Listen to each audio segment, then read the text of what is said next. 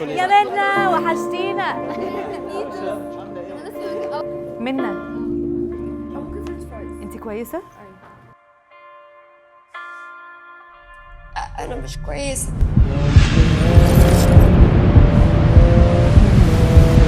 كل الناس عندها حياة إلا أنا. كانسر راح، بس في حاجات كتيرة قوي خدها مني. لما كنت في المستشفى أنا كنت لوحدي،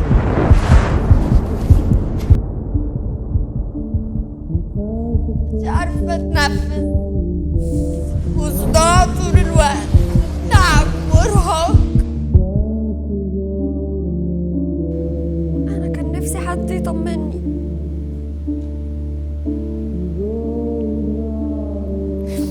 حد يقولي إن كل حاجة هتبقى كويسة، وإن صحتي هترجع زي الأول وأحسن.